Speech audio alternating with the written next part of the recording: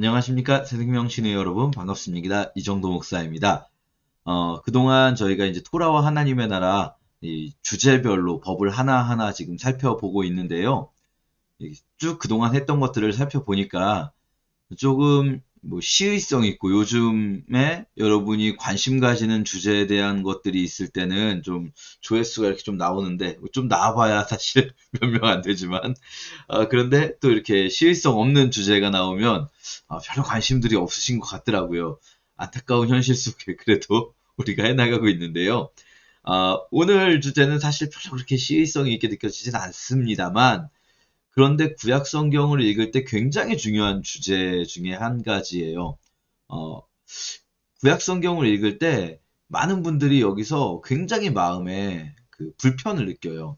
특히 이제 초신자분들은 교회 온 지 얼마 안 되신 분들은 이게 뭐냐 이게 도대체 무슨 신이 이렇냐라고 생각을 하면서 불편해하고 또 교회를 오래 다니신 분들 중에서는 이 부분을 이제 불편해하기보다는 이 부분에 대해서 별로 고민도 하지 않기로 그냥 작정하고 그냥 모르겠다 그러고 넘어가는 부분이 바로 하나님의 잔인함입니다. 하나님의 잔인함. 하나님이 뭐 툭하면 사람을 죽여요. 특히 구약에서 그렇지 않습니까? 그러다 보니까 이제 어떤 분들은 아주 이거는 초기 기독교부터 있었던 일입니다. 말시온이라는 그런 초기 기독교 이단에서는 2000년 전에 있었던 이단에서는 이 뭡니까? 이 구약의 하나님은 신약의 하나님과 다른 존재라는 거죠. 구약의 이 야훼 여호와는 신약의 우리가 믿는 진짜 하나님이 아니라 이거는 좀 뭐랄까요? 하급한 그런 신이라고 보는 거죠. 왜냐면 너무 안 맞는 거예요. 신약에서 말씀하시는 하나님은 사랑이시다. 근데요, 사실 구약에서도요, 율법에 대전제가 10계명이라고 말씀드리지 않았습니까? 10계명이 말하자면 헌법이에요, 헌법. 이 10계명에 뭐가 있습니까? 살인하지 말지니라가 있잖아요. 하나님이 헌법으로 사람을 죽이지 말아라 라고 하셨어요. 그래 놓고 이제 자기가 막 죽인단 말이죠, 하나님이. 자, 오늘 이제 이 부분을 좀 살펴보겠습니다. 여러분, 먼저 기억하셔야 될 것은 헌법은요, 어떤 가치관을 제시하는 것인데, 현실에서는, 현실에 이제 적용을 하려고 하다 보면, 이게 문자적으로 다 적용되지가 않는 상황들이 발생을 합니다. 뭐냐면, 이 같은 그 주요 가치끼리 충돌을 할 때가 있는 거죠. 우리가 이제 율법을 볼 때 크게 두 부분이 있을 것 같아요. 하나님이 자꾸 뭘 죽이는, 사람을 죽이는 부분에서, 첫째는 이제 그 사형제도죠, 사형제도. 뭐뭐 하면 죽이래요, 그냥. 이웃을 짐짓 못 살았으면 잡아 죽여라. 자기 어미나 아비를 치는 자는 반드시 죽여라. 사람을 팔든지 사람을 자기 수하에 두든지 이거 사람을 후렸다는 건 납치범입니다. 납치범 사형. 아비나 어미를 저주하면 사형. 짐승과 행음하면 사형. 안식일을 범하는 자 사형. 뭐 이게 툭하면 죽이래요. 툭하면. 그러니까 이게 와 이거 사랑의 하나님이 맞는가 이런 생각을 하게 되는 거죠. 두 번째 부분은요. 특히 이제 신명기 율법에서 강조됩니다. 전에 한번 말씀드렸는데 레위기법이 그냥 어떤 상황을 전제하지 않은 법에 가깝다면 신명기, 민수기 신명기에 나온 율법들은 발생하는 상황에 대한 법들이 많은데 특히 신명기 법은 이제 가나안 땅에 들어가서 살 때에 관한 법들이 많습니다. 가나안 정복과 또 가나안 땅 안에서 살아가기 위해 필요한 법들이죠. 이거를 이제 어떤 분들은 나중에 요시아 종교개혁이나 이때에 중앙 집권을 강화하고 이러기 위해서 만들어낸 어떤 문서들이다 이렇게 해석하시는 분들도 있다. 전에 한번 말씀드렸어요. 이 중앙성서 규례를 중앙 집권과 연관시키는 그런 분들이 있는데 전에도 말씀드렸지만 저는 거기에는 전혀 동의되지 않습니다. 예, 정치학 전공자로서 전에 말씀드렸죠. 중앙 집권과 중앙성서는 전혀 맞지 않는 소리예요. 자 어쨌든 대신 신명기율법에는요 진멸 사상이 있습니다. 진멸. 다 죽여버리라는 거예요. 거기 가면은 이제 가나안 땅을 정복하면 가나안에 있는 원주민들 남기지 말고 다 죽여버려라. 심지어 이게 얼마나 잔인하냐면 유아 하나도 남녀와 유아까지도 다 죽여버리라는 거예요. 젖먹이 아이까지 다 죽여버리라고. 너무 잔인하지 않습니까? 이게 이제 신명기 여호수아에 강하게 드러날 뿐만 아니라 구약 전체에 굉장히 많이 나오는 이 거룩한 전쟁의 이 테마입니다. 거룩한 전쟁의 주제는요. 굉장히 중요한 게 이걸 어떻게 해석하느냐에 따라서 지금 이스라엘이 팔레스타인에다가 미사일 막 쏴대는 문제도 거룩한 전쟁, 또 미국이 이제 기독교 국가로서 마치 중동에 있는 이슬람 국가들을 막 부셔버리는 그런 것들도 이 거룩한 전쟁의 맥락에서 뭐랄까요, 합리화시키는 그런 세력들이 있단 말이죠. 그런 분들이 계시단 말이죠. 이 과연 저는요, 사실 저는 뭐 그런 어떤 정치적인 이야기를 하고자 하는 게 아닙니다. 이 본문을 그렇게 해석하는 게 맞는가 하는 부분을 우리가 좀 생각을 해봐야 돼요. 오늘 크게 두 가지 사형제도 그리고 진멸사상 이 두 가지를 볼 텐데 먼저 진멸사상부터 보도록 하겠습니다. 살인하지 말라더니 걸핏하면 사형이고 이방인은 진멸시키고 당신이 진정 사랑의 하나님입니까? 이런 질문 가지고 그럼에도 불구하고 우리가 하나님은 사랑이시니라 이 말씀 믿으면서 한번 보자는 거죠. 우리가 제가 이제 이 율법 해석의 대전제 말씀드릴 때 말씀드렸잖아요. 우리는 신약의 눈으로 율법을 재해석하는 거예요. 사실 이 법이라는 거, 고대의 글, 모든 글이 그래요. 사실 현대의 글도 마찬가지인데 이 글을 읽는 사람과 글을 쓴 사람의 신화적, 시간적인, 문화적인 간격의 갭이 클수록 이 글은요, 굉장히 다양한 해석의 그 범위를 가지게 됩니다. 해석은, 막 그래서 어떤 분들은 절대로 원래 쓰여진 그 의도는 불가능하다. 이제 찾는 것은 원래 이 기표와 기의 사이의 간격은 메울 수가 없다. 뭐 이렇게 이제 해석을 하시기도 할 정도인데, 근데 우리가 최대한 한번 찾아가 보자는 거예요. 그 찾아가는 방법이 뭡니까? 아까 말씀드렸듯이 이 글의 원래 의미는요, 사실은 이 정도 시간 간격이 벌어지면 찾을 수가 없어요. 근데 신약이 또한 주어진 것 아니겠습니까? 하나님의 성령의 감동으로 신약이 주어졌기 때문에 우리는 신약의 관점에서 구약을 재해석하는 거죠. 그렇지 않고 그냥 구약을 막 해석하다 보면 막 어디로 튈지 모릅니다. 진짜 이상한 해석들이 얼마든지 가능해요. 자, 그러면 신약의 가장 중요한 관점, 하나님은 사랑이시니라 라는 관점을 가지고 오늘 본문들을 좀 살펴보도록 할게요. 먼저 이 진멸사상, 다 죽이지 말아라. 여기서 저희가 잘 봐야 되는 게 있습니다. 그게 뭐냐면요. 진멸의 대상이 누구냐는 거예요. 진멸의 대상. 진멸의 대상은요, 성읍입니다. 성읍. 여러분, 우리가 이제 대전은 제가 이거 설명하기 좀 어려울 수 있는데, 제가 원래 수원에 살았거든요. 수원의 자랑은 수원 화성 아니겠습니까? 성곽도시. 수원이나 서울은 성곽도시예요. 성곽도시에 사신 분들은 잘 이해하시는데요. 성곽이 도시 전체를 감싸고 있을까요? 그렇지 않습니다. 성곽은요, 결코 도시 전체를 감싸고 있지 않아요. 모든 사람들이 사는 곳을 성곽이 감싸고 있는 게 아니라 성곽은 주로 그 안에 살고 있는 지배계층을 보호하는 역할을 하고요. 막 논밭을 성곽이 다 감싸고 있을 수는 없어요. 논밭까지 다 감싸면 성곽을 너무 크게 지어야 되고 그러다 보면 이 성곽이 어떤 기능을 제대로 할 수가 없어요. 그렇기 때문에 성곽은요. 성으로 둘러싸인 공간은 지배계층이 사는 곳이에요. 그리고 일반인들은요. 성 밖에 논밭이 있는 마을에 살고 있습니다. 자, 가나안 땅을 정벌할 때 하나님이 명령하신 거는요. 이 논밭에 사는 마을에 사는 이방인들까지 다 진멸하라는 게 아니고요. 성 안에 살고 있는 이들을 진멸하라는 거예요. 근데 그러니까 여러분 잘 생각해 보세요. 우리 그 율법 배울 때 안식일규례 기억하십니까? 너희 중에 있는 이방인들도 지켜야 하는 규례예요. 너희 중에 있는 이방인들에게도 쉬게 해줘야 되고요. 이 이방인들도 뭐 유월절도 지켜야 되고요. 너희 중에 있는 이방인들을 보호하라는 법들도 여러 가지 있었어요. 근데 왜 이방인을 어디선 다 죽여버리라고 그러고 어디서는 보호하라고 하냐? 다른 부류를 말하고 있는 거예요, 지금. 그러니까 이 논밭에 살고 있던 이방인들을 죽이라는 게 아니고 가나안의 정복 전쟁, 이 거룩한 전쟁은요. 성읍 안에 살고 있는 자들을 죽이는 거예요. 근데 이 성읍 안에 살고 있는 자들이 누구냐면요.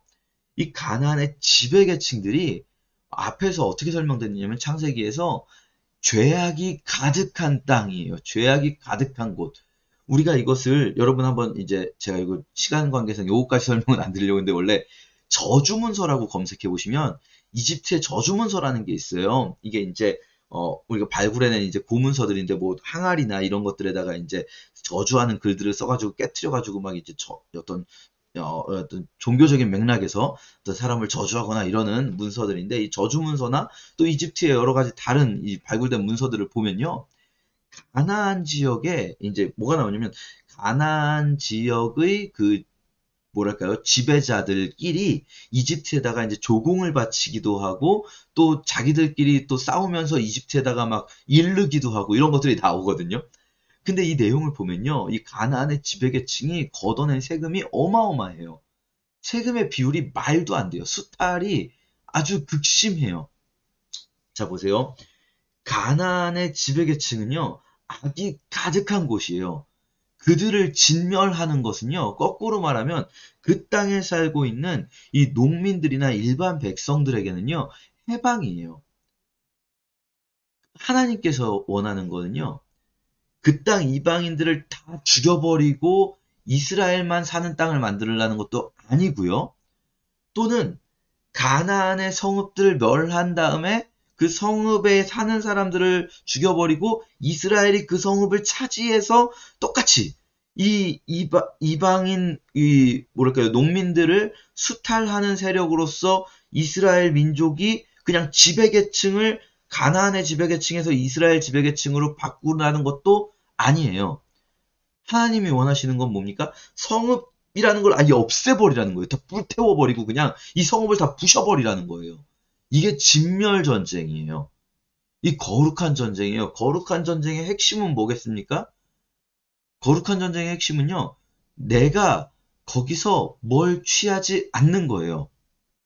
그래서 다 없애버리라는 거예요. 거기에 있는 어떤 수탈해가지고 가지고 온 막 뺏어놓은 재물들 네가 갖지 말고 다 없애버리라는 거예요. 왜냐하면 이거 그냥 지배계층이 바뀌는 그런 걸 원하시는 게 아니에요. 하나님이 이스라엘이 그 땅을 그대로 차지하고 들어앉는 걸 원하시는 게 아니라 그 구조를 없애버리라는 거예요. 그래서 내 이득을 위한 전쟁이 되면 안 돼요.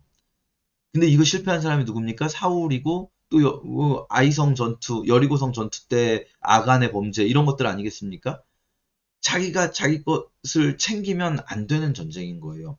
근데 아무리 이렇게 생각해도 이제 여러분이 좀 생각하실 때 아무리 그래도 그래 성읍 안에 있는 약한 자들 진멸한다 치자 이 나쁜 놈들 진멸하는데 근데 유아는 좀 그렇지 않는가? 젖먹이와 유아는 좀 그렇지 않는가? 이런 생각하실 수 있어요. 여러분 이 본문 어떻게 해석할 것인가? 자, 사무엘상에서 아까 말씀드린 사울이 이 진멸의 명령을 받아요. 아말렉을 진멸하라는 명령을 받는데 근데 그때도 똑같습니다. 젖먹는 아이와 우양과 약대와 나귀까지 다 죽이라는 거예요. 소와 젖먹는 아이 다 죽이래요. 그래서 사울이 진짜로 다 죽였어요. 아말렉 사람의 왕 아각만 안 죽이고요. 모든 백성을 진멸했어요. 근데 이제 그 소들하고 이제 우양을 이 소와 양들을 안 죽이죠. 그래놓고는 뭐 제사 지내려고 그랬다고 막 거짓말하죠. 아각을 안 죽인 거는요. 이 아각을 살려주려고 안 죽인 게 아니라 왕이니까 그냥 죽이지 않고 사로잡았다가 어떤 퍼포먼스를 하면서 백성들 앞에서 죽이려고 한 거예요. 그래가지고 결국은 아각도 죽입니다. 이제 길갈까지 데리고 가서 거기서 자기가 이제 막 멋있게 이제 죽이려고 하는 거죠. 그럼 이제 아말렉은 다 죽은 거잖아요. 그쵸?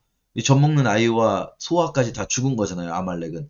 그럼 아말렉 민족이 이제 안 나올까요? 그렇지 않죠. 사울이 누구에게 죽습니까? 사울이 나중에 자기 이제 자살하려다가 누구 죽여달라 이럴 때 가까운 사람 부르니까 아말렉 사람 나오잖아요.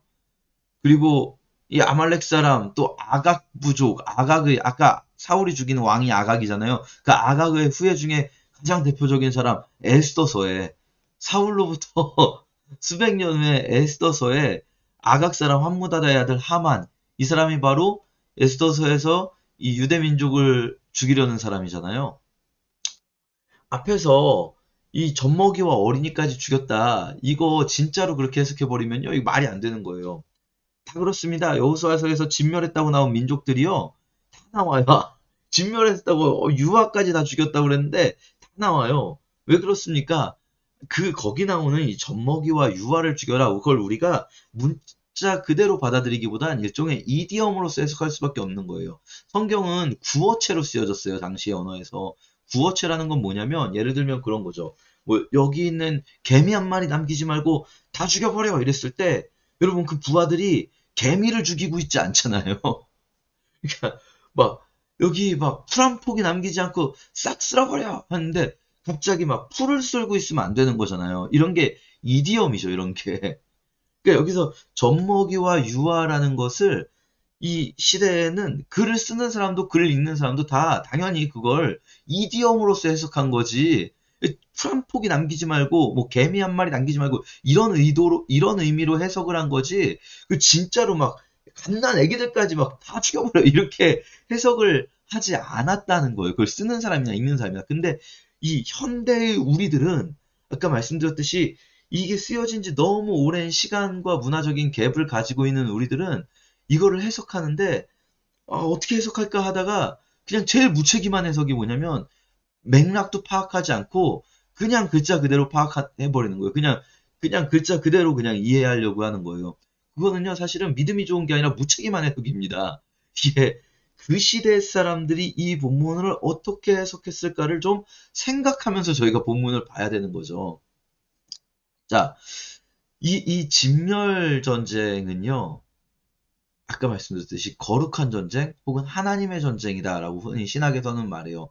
거룩한 전쟁이라고 부르는 이유는요, 이 진멸을 통해서 압제하는 자들에 대한 진멸을 통해서 압제받는 자들을 구출해주는 해방의 전쟁이기 때문이에요. 내가 내 땅 얻으려고 가서 싸우는 전쟁이 아닌 거예요. 뭐 그럼 그런 생각하실 수 있잖아요. 그럼 다 진짜 나쁜 놈만 있었냐? 나쁜 놈이 아니면 살릴 수도 있었겠죠. 아까 말씀드렸듯이 이 젖먹이와 유아 막 다 남기지 말고 다 죽여버려. 이거는 이디엄으로 해석해야 돼요. 진짜 막 여기에 막 아이들도 있고 무고한 사람들도 있을 수 있는데 그들까지 다 죽여버렸다가 아니라 악에 대한 완벽한 근절을 의미합니다. 여기서 또 한 가지 생각할 수 있는 게 뭐냐면요. 이 거룩한 전쟁은 지금 끝나지 않았어요. 에스더서에서도 아까 말씀드렸잖아요. 에스더서는요. 그 거룩한 전쟁이 끝나지 않았음을 보여주는 거예요. 여기 이 사울이 실패했던 그 아말렉 전쟁, 거룩한 전쟁에서 자기가 자기 소와 양떼를 취하면서 실패했던 그 거룩한 전쟁이 다시 이어지는 거예요. 아각의 후예인 하만과 모르드게가 어느 지파냐면요. 베냐민 지파로 나와요. 모르드게의 증조 할아버지가 이름이 기스로 나와요. 기스가 누구냐면 사울의 아빠가 기스예요, 이름이. 그 사울의 후예인 모르드게와 아각의 후예인 하만이 다시 한번 거룩한 전쟁을 이어요. 근데 이제 지금 하는 거룩한 전쟁, 이 에스더서는 어떤 맥락이냐면 이 신명기 여호수아에서의 거룩한 전쟁, 또 사무엘상하에서의 거룩한 전쟁은 군사를 가지고 하는 거룩한 전쟁이잖아요. 왜냐하면 이스라엘이 실제 군사력을 가진 국가이기 때문에. 그러나 그 군사력은 상징에 불과해요. 이 지금 에스더서에서는요. 군대가 없어요, 이스라엘은. 이스라엘은 군대가 없는 이방 땅에 살고 있는 나그네들이에요. 근데 여기서 거룩한 전쟁을 수행하는 방법은 뭡니까? 죽으면 죽으리라 하는 믿음이에요. 이게 이 거룩한 전쟁을 수행하는 거예요. 이 땅의 악에 대항하는. 그것이 결국은 신약의 계시록까지 쭉 나오는 거예요. 계시록도 결국은 그 거룩한 전쟁이 끝나지 않은 거예요. 이제 계시록이라도 끝나는 거죠. 근데 이 거룩한 전쟁이 왜 중요하냐면요. 첫째는 아까 말씀드렸듯이 이거를 어떤 물리적인 이방인에 대한 전쟁, 어떤 이교도에 대한 전쟁으로 해석하면 십자군 전쟁, 중동 전쟁이 나오는 거예요. 근데 이것은 이방인이나 이교도에 대한 전쟁이 아니라 이 세상의 악에 대한 전쟁이에요. 이게 바울이 말하고 있는 거죠. 혈과 육에 대한 싸움이 아니라 이 세상의 악한 지배에 대한 싸움이에요. 그리고 이걸 이제 오해하면 그런 십자군 전쟁이 일어나는 거죠. 또 중동 전쟁이 일어난 거고요. 근데 또 한 가지 이 거룩한 전쟁을 또 너무 나이브하게 해석해서 거룩한 전쟁이라는 걸 아예 없다 이렇게 해버려가지고 어떤 분들은 뭐 그냥 심판이 없고 그게 다 좋은 게 좋은 거고 하나님은 선하시기 때문에 모든 사람을 다 행복하게 해피한 결말로 이끄실 거고 이거를 이제 흔히 뭐 만인구원론 이렇게 이야기합니다. 근데 그럴 수 없는 것이 우리 계시록이 말해주는 건 뭐냐면요. 끝까지 회개치 않는 자들이 있다는 거예요. 하나님이 기회를 주고 기회를 줘도 끝까지 회개치 않고 끝까지 악을 행하며 압제하는 자들이 존재해요. 그들에 대한 심판은 반드시 이루어질 것이에요. 거룩한 전쟁은 바로 그 끝까지 악을 행하는 자들에 대한 전쟁일 수도 있는 거죠. 물론 이 사람을 죽이는 전쟁이 아니라 아까 말씀드렸지만 악 그 자체에 대한 전쟁이다. 이렇게 이해해 주시면 좋겠습니다. 자, 어쨌든 진멸사상 크게 오해하지 말 것은 성읍 안이 대상이 된다. 성읍 밖에 있는 사람들이 아니라. 그리고 애기들까지 죽이라는 것은 이디엄이다. 이것은 진짜 문자 그대로 해석할 수 없다. 요거 좀 이해해 주시면 뭐 되겠고요. 두 번째 이제 사형제도인데요. 이 부분은 사실은 최근에 들어선 제가 요것도 굉장히 설명하기가 쉬워졌어요. 예전에는 제가 이제 그 교회에서 성경 공부하고 이런 것도 이제 한 10년 정도 된 것 같은데, 근데 이제 10년 전만 해도 사형제도가 왜 존재하는가에 대해서 굉장히 사람들이 이제 기독교인들은 그래도 그럼 안 되는 거 아닌가 이런 생각 많이 했었어요. 근데 여러분 요즘에 좀 바뀌었어요 사람들이. 왜냐면요, 법이라는 것은요 강제력이 있어야 돼요. 결국 법이라는 게 작동하기 위해서는 강제력이 있지 않으면 법은 무의미해요. 법이 너무 약하면 안 된다는 거죠. 지금 제가 왜 요즘에 이게 잘 설득력 있다고 말씀드렸냐면, 요즘에 우리나라가 약간 그 법이 너무 지나치게 어, 약한 모습을 많이 보여줄 때가 있거든요. 근데 법이 약하면 어떤 문제가 생길까요? 그것도 이제 좋게 좋게만 생각하시는 분들은 그래 좋게 좋게 법이 좀 용서도 많이 해주고 가급적이면 법이 용서해주고 이러면 다 세상이 좋아지지 않겠느냐. 이거는 이제 인간을 선한 존재로 보는 거죠. 인간을 선한 존재로 보는 어떤 인간론, 아주 근본적인 부분입니다. 그런 인간론을 가지고 있을 때는요, 좋게 좋게 하면 다 좋아질 것 같아요. 근데요, 성경은 인간을 결코 선한 존재로 보고 있지 않습니다. 원래 선하게 피조되었으나, 선하게 만들어졌으나, 타락한 존재로 보고 있죠. 우리 안에는 뭐가 있습니까? 죄와 악이 있어요. 좋게 좋게만 하면 어떻게 될까요? 악인들이 득세하게 될 거예요. 어, 사형제도가 없으면 이 법은 아무 의미가 없고, 안식일주일에 누가 지키겠어요? 노예를 일을 시키지 말라고요? 어떤 주인이 세상에 노예를 일을 안 시키겠어요? 어떤 주인이?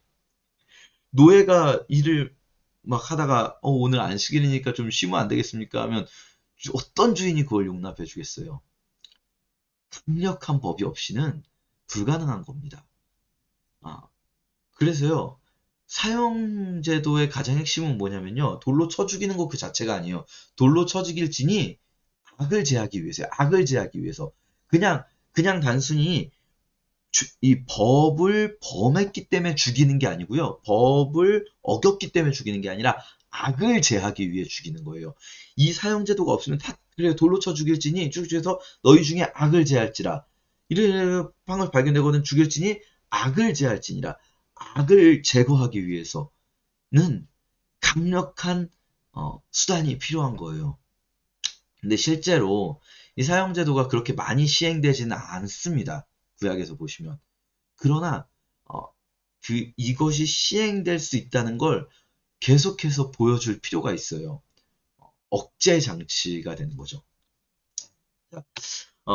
저희가 지금 이제 하나님께서는 생명을 사랑하시고 살인하지 말라 하신 분인데 왜 이렇게 진멸이나 사형제도를 명하셨는가에 대해서 좀 봤어요. 하나님은요, 사실 정말로 생명을 사랑하세요. 심지어 성경에서는 인간만 죽이지 말라는 게 아니라 우리가 이제 암소든 암양이든 동물 먹잖아요. 우리가 동물 먹을 수 있잖아요. 어떤 분들은 제가 오늘은 이제 그 얘기 안 드렸는데 왜 이렇게 많이 죽이냐 할 때 짐승 죽이는 문제 꼭 얘기하시는 분들이 있는데 전에 이건 말씀드렸었어요. 그 중앙성소 규례할 때 말씀드렸었는데 짐승 죽이는 거 먹으려고 죽이는 거예요. 우리가 구약을 보면서 왜 이렇게 짐승을 많이 죽이냐 잔인하다고 말하는 사람들은요 다 비건이셔야 돼요, 여러분. 현대가 훨씬 더 많이 도축하고 있습니다. 훨씬 더 많이 죽이고 있어요, 동물을 현대가. 중앙성소규례는요, 원래 오히려 당시에 있었던 다른 문화에 비해서는 압도적으로 제사의 횟수가 적습니다. 왜냐하면 다른 문화는 동네마다 제사를 해요. 근데 중앙성소규례는 온 나라에서 단 한 군데만 중앙성소에서 제사를 하기 때문에 도축의 수가 훨씬 더 적은 거예요, 사실은. 근데 현대인들이 자기들은 밥상에 올라온 고기 맨날 먹으면서 이걸 보고 제사법을 보고 막 너무 잔인하다 막 이런 건 굉장히 그거는 맞지 않는 말이죠. 근데 이제 우리가 먹어야 되니까 죽이긴 도축은 해요. 그런데 그럼에도 불구하고 어미와 새끼를 동일해 잡지 말라고 하고 이렇게 어미와 새끼를 죽이지 말고 뭐 안식일에는 짐승도 쉬게 해줘야 되고 이 하나님은요 짐승들에게까지도 최소한의 뭐랄까요 생명을 향한 모든 생명을 향한 존중을 가져야 된다는 거예요. 모든 생명을 향한 존중을. 이거 우리가 생각해 봐야 되는 부분인 거예요. 사실은 저도 뭐 농담 삼아서 고기를 너무 좋아한다 말씀드리지만, 고기를 뭐 최대한 좀 적게 먹어보려고 노력은 하고 있습니다. 노력을 정말 하고 있어요. 믿어주세요. 모든 생명은 소중해요. 그런데요, 더 소중한 것도 있다는 거예요. 더 소중한 것. 생각해 보세요. 악인에 대한 이 사형제도가 없어서, 그래서 악인들이 안식일 규례도 지키지 않고, 노예에 대한 규례도 지키지 않고, 아까 여기 보면 납치한 사람들 뭐 노예로 팔거나 자기가 노예로 데리고 있거나 그럼 안 된다고 하는데 이런 것도 안 지켜지고 이런 것들이 다 안 지켜지면요. 여러분 그 좋게 좋게만 가지 않다니까요, 세상이. 이 사형제도가 없으면 결국은 누군가는 피해를 봐요. 생명권 대 생존권 논쟁 뭐 이런 말이 있습니다. 생명권 대 생존권 맞나요? 갑자기 제가 헷갈리는데 그러니까 우리가 단순히 아, 숨이 붙어서 사는 것, 이것도 중요해요, 물론. 우리가 사는 것 중요해요. 그런데 우리가, 어, 인간답게 사는 것, 그것도 중요해요. 우리를 인간답게 살게 해주기 위해서, 우리가 노예가 되지 않고, 우리가 누군가에게 압제받지 않고, 우리가 어떤, 뭐랄까요, 정말 하나님이 원하시는 그 인간다움을 유지하면서 살아갈 수 있게 하기 위해서, 때로는 이 그냥 하나님은 사형을 명하실 수 있어요. 그 지금 우리들이 뭐 누굴 죽일 수 있다는 말이 아니라 우리들도 어, 우리 자신을 그렇게 조금은 엄격한 눈으로 좀 바라볼 필요가 있습니다. 그리고요, 이제 마지막으로 현대의 이제 이 생명권 대 생존권 논쟁 또 이런 어떤 생명에 관한 규례들과 어울러서 생각해 볼 수 있는 이슈가 사실 굉장히 많습니다. 제가 다 이야기하지 않겠지만 어쨌든 기독교인과 군대 이런 주제죠. 집총 거부. 여호와 증인은 집총을 거부하잖아요. 왜냐면은 우리가 하나님은 살인하지 말라 하셨는데 살인 무기를 들 수가 없다. 근데 제가 이것도 이 문제도 참 보면은 저는 사실은 많은 기독교인들이 되게 어, 좀 고민해봐야 된다고 생각하는 게 많은 분들이 살인하지 말라는 명령은 하나님의 절대적인 명령으로 받아요. 근데 또 여호와 증인 십총 거부하는 건 나쁘다고 생각해요. 왜냐면 이단이니까. 그리고 우리는 그냥 집총을 하고 그리고 우리는 어떤 일종의 살인 훈련을 받는 걸 거부감을 안 가져요. 근데 이게 어떤 신학적인 맥락에서 우리가 논리적으로 그것이 내면화돼서 우리가 그걸 어, 충분히 그럴 만한 이유가 있어서 그렇게 하는 게 아니라 그냥 사실 우리는 거기에 대해 고민을 하지 않아요. 가만 보면 기독교인들이 우리가 막 크게 반발하는 부분들은요. 사실은 음, 좀 우리한테 피해가 안 되는 부분들. 우리한테 피해가 안 되는 부분들은 우리가 되게 심각하게 이슈화 시켜요. 근데 사실은 예를 들어서 우리가 집총 거부하면 감옥에 가거나 그러잖아요. 그거는 우리가 되게 막 그런 거에 대해서는 전혀 그 신학적인 고민을 잘 안 한단 말이죠. 물론 저는 여러분 오해하지 마세요. 우리도 집총 거부해서 군대 가지 말아야 된다 말씀드리는 게 아니에요. 이 군대가 아까 말씀드렸듯이 인간다운 삶을 위한 억지력으로서 작용하는 군대냐 아니면 살인을 위한 군대냐의 차이인 거죠. 대한민국 군대는 선제 공격을 하지 않습니다. 뭐 아직까지 그럴 거예요 아마. 그쵸? 뭐 예전에 작전 계획 몇 번 해가지고 선제 공격하는 시나리오가 있다 뭐 이런 이 썰도 있었지만 사실 우리가 가진 작전 계획은 이 선제 공격을 하지 않는 거죠. 전쟁의 억지력으로서 존재하고 정말 극단적으로 전쟁 발발 시에 보호를 위한 전쟁을 수행하죠. 이런 측면에서 기독교인은 군대를 간다라고 우리는 신학적으로 설명할 수가 있는 거예요. 그냥 이렇게 아무 생각 없이 하는 게 아니라 또 이슈 굉장히 그 민감한 이슈죠. 낙태 논쟁.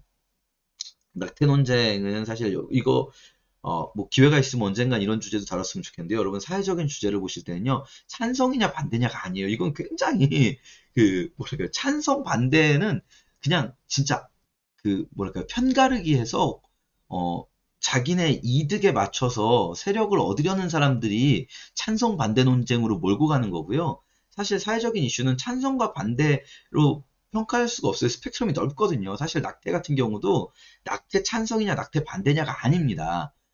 그 전에도 이미 이 헌법 불합치 판정 나기 전에도 사실 낙태가 허용되는 부분이 있고 금지되는 부분이 있었어요. 그리고 지금 새로 이제 입법되는 것도 허용되는 부분이 있고 금지되는 부분이 있는 거지. 이 스펙트럼 안에서 어느 수준에 맞출 것이냐의 문제예요.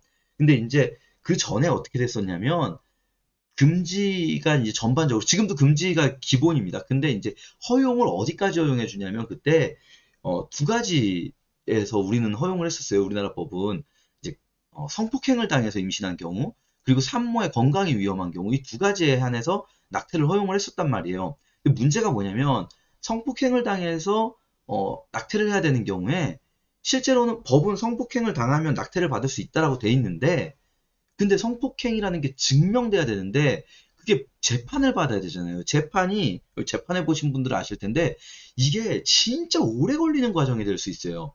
더군다나 막 항소하고 1심, 2심, 3심 가면은 굉장히 오래 걸리거든요. 근데 그 오래 걸리면 어떤 일이 벌어집니까? 애는 이미 나와버려요. 애는 안 기다려준단 말이에요. 그럼 나온 애기를 죽일 거예요?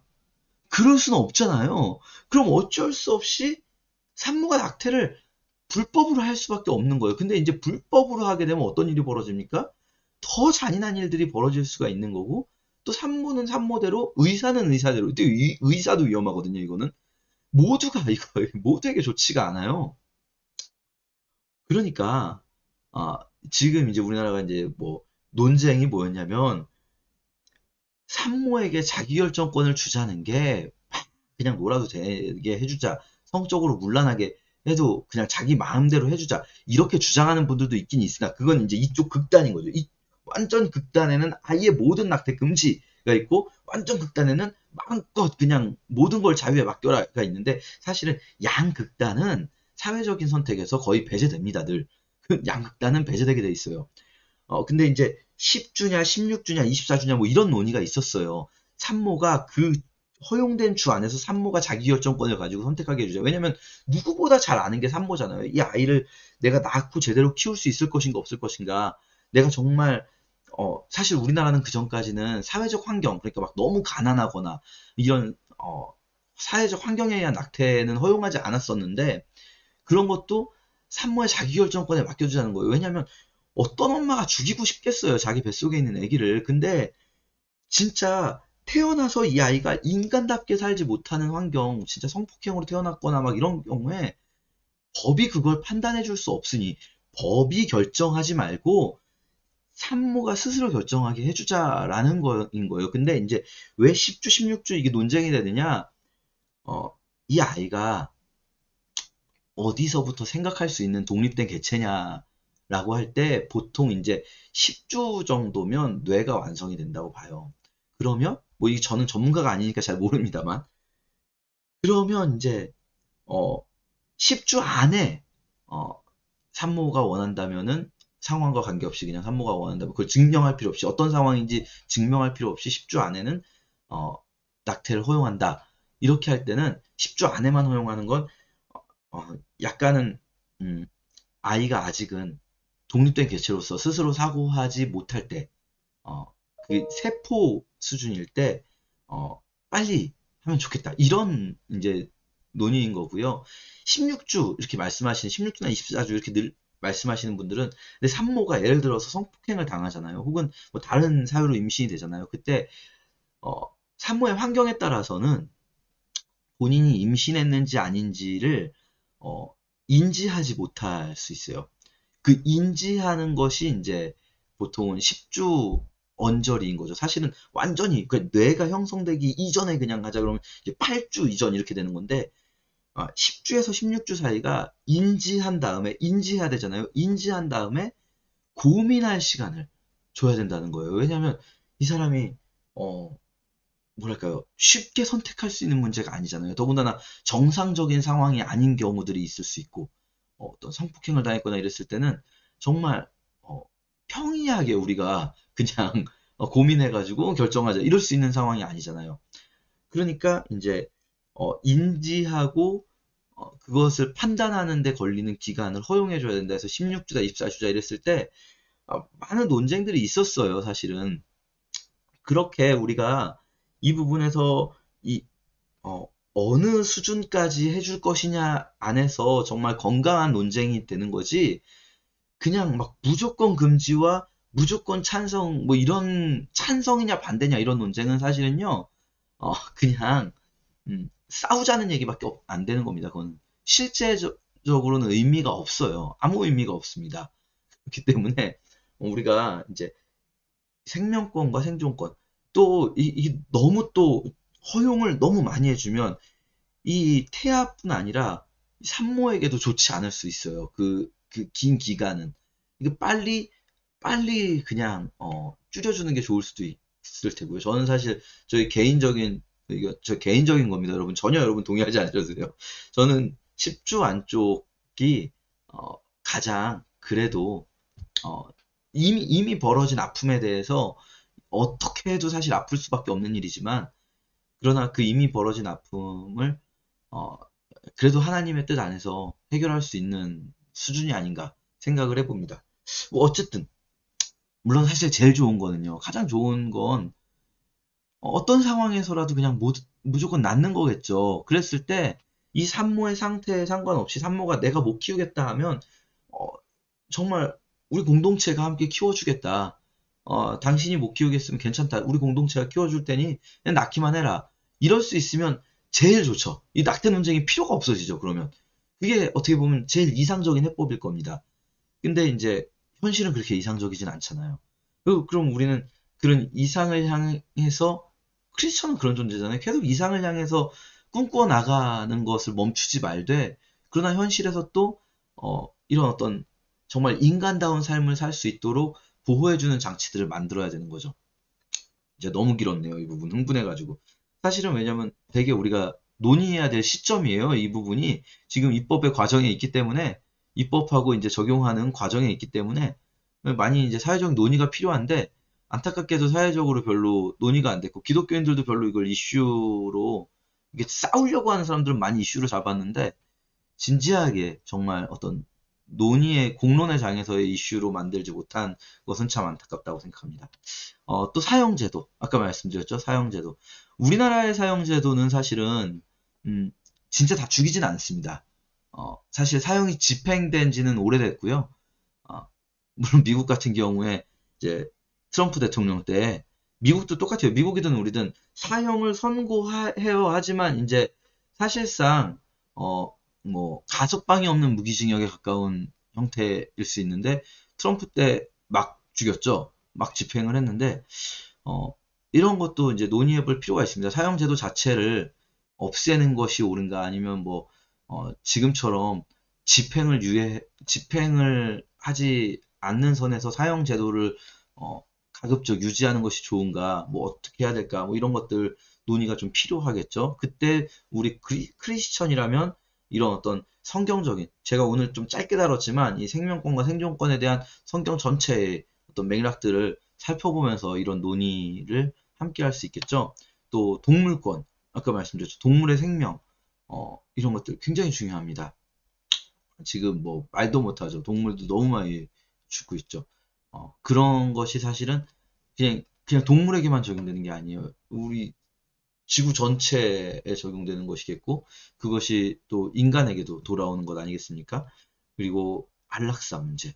이것도 대표적인 생명권과 생존권의 논쟁이겠죠? 어떤 인간다운 삶을 살 수 있고, 인간답게 죽을 수 있게 해줄 것인가? 아니면은, 그래도 끝까지 삶을 유지하게 해줄 것인가? 이것도 마찬가지로, 제가 이렇게 말씀드리면, 그러면은 인간답게 살아야 되니까 안락사는 찬성이자. 이게 아니라, 제가 아까 말씀드렸듯이, 찬반 이렇게 나누지가 않아요. 어떤 상황에서까지 허용이 가능할 것이냐, 혹은 가급적이면 금지할 하게 할 것이냐. 예를 들면 안락사라는 게 적극적으로 안락사 이렇게 어떤 약물을 투여해서 안락사할 수도 있지만 생명 유지 장치를 어떤 환경 속에서는 생명을 유지하는 장치들을 포기하는 것을 허용할 것인가. 뭐 이런 논의들인 거죠, 사실. 그냥 무조건 찬성, 무조건 반대 이런 논의는 아닙니다, 사실 이것도. 자, 어쨌든 우리가 이런 어떤 주제들에서 생각해 볼 때 기독교인이라면 드리고 싶은 말씀은 이거예요. 기독교인이라면 그냥 내 생각 혹은 사회적인 어떤 논의의 흐름을 따라가는 것이 아니라 성경이 말씀하시는 하나님 나라는 어떤 곳인가, 하나님이 원하시는 세상의 모습은 어떤 것인가, 이런 것들을 우리가 좀 공부하면서, 그리고 무엇보다 이 공부를 머리로 하는 게 아니라, 물론 다 머리죠. 우리가 사실 감정도 머리에 있으니까. 근데 어쨌든 우리가 비유적으로 표현한다면 가슴으로 해서 하나님의 마음을 느껴야 돼요. 우리 율법을 공부하면서요, 여러분, 이 율법을 보면서 이 진멸 전쟁을 명하실 때의 하나님의 마음, 사형제도를 명하실 때 하나님의 마음, 왜 안 아프시겠습니까? 그러나 그렇게 하더라도 압제받는 누군가를 보호하고 압제받는 누군가를 구출하기 위한, 해방시키기 위한 그 하나님의 마음, 이 하나님의 마음에 공감하는 것이 성경의 목적이에요, 말하자면. 그런 우리의 성경 공부가 되었으면 좋겠습니다. 감사합니다.